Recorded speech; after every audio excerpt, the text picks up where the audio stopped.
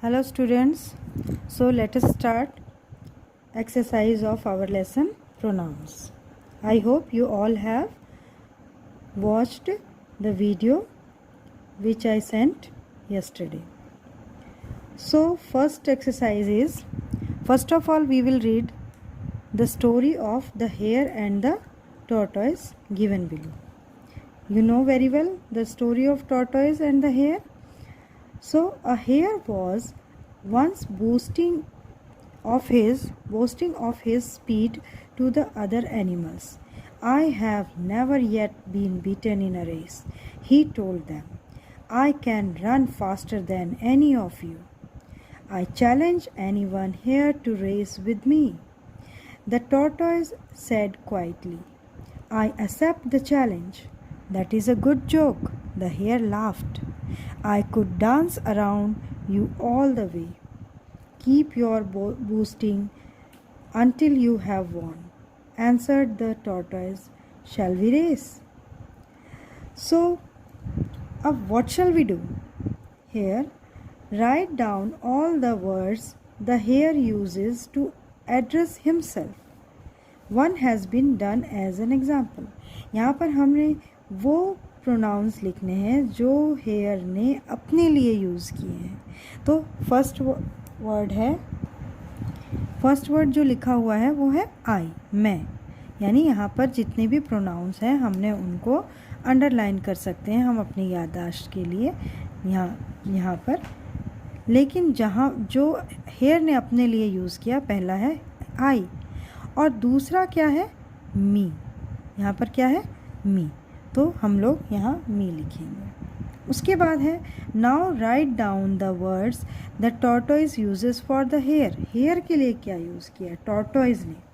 ये तो अपने आप के लिए था हेयर का, लेकिन टॉर्टोइज ने क्या यूज़ किया?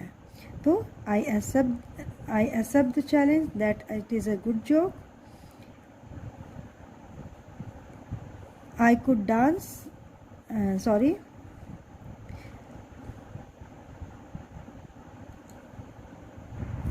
Now next is now write down the word the tortoise uses for the hare.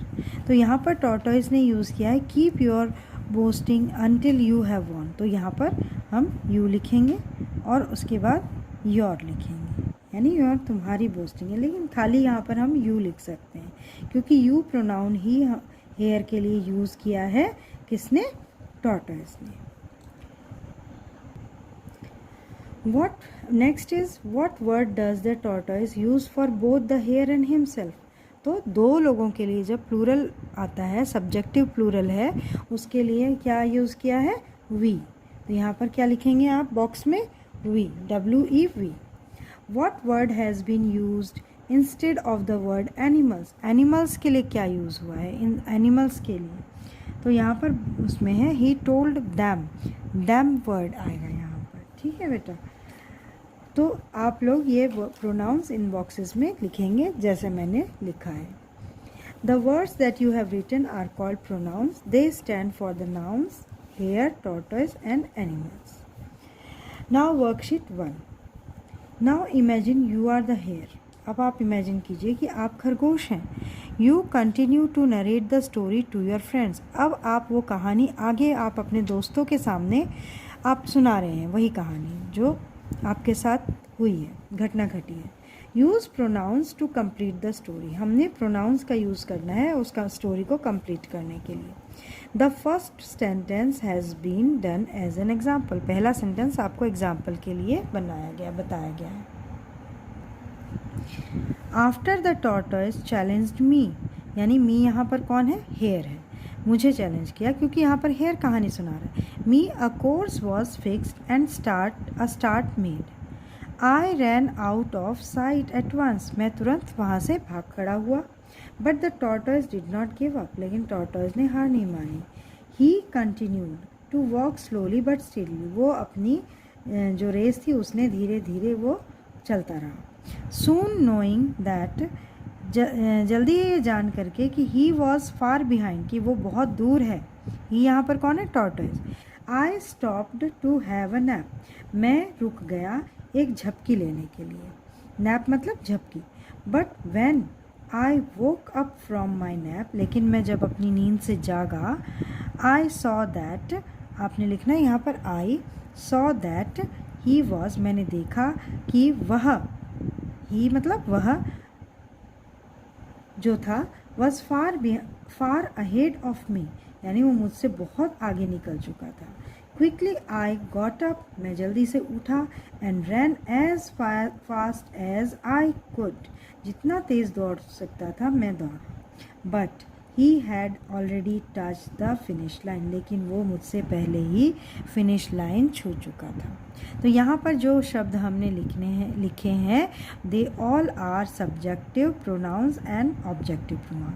यहाँ पर मी जो है वो ऑब्जेक्टिव प्रोनाउन है और बाकी आई और ही जो है ये all are subjective pronoun. So what is the moral of this story? You know very well. Moral is slow and steady wins the race. Now worksheet 2. Read the following extract taken from B.2 Mix Up at Birth. आपने story पढ़ी है Mix Up at Birth of My English Reader. The story has been written by Sunil Gavaskar. Circle the pronouns and say what pronouns they replace. अब हमने ये paragraph read करना है और हमने सारे के सारे जितने भी प्रोनाउंस हैं इस पैराग्राफ में वो हमने क्या करने हैं? सर्कल करने हैं. फर्स्ट है I am grateful to my uncle for noticing the hole. अब यहाँ पर दो प्रोनाउन हैं, I and my. For I have often wondered what would have happened if he had not been alert. I and he. ठीक है. Perhaps I would have grown up to be a fisherman. यहाँ पर I है. Working somewhere along the west coast.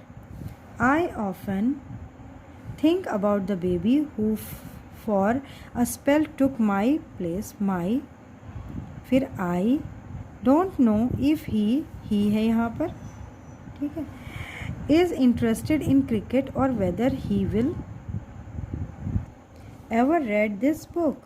I can only hope that if he does, he will start taking a little more interest in Sunil Gavaskar. So all the words which we have circled are pronouns. अब let us do another exercise. अब हम यहाँ पर there are 3 names.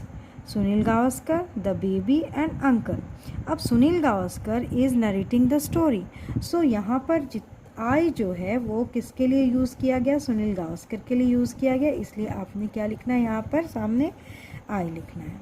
उसके बाद baby के लिए क्या लिख दिया गया है? बेबी के लिए क्या यूज़ किया गया है? ही. बेबी के लिए क्या यूज़ किया गया? ही.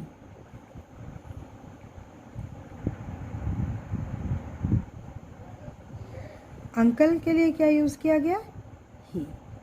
ठीक है. So you will write these pronounce.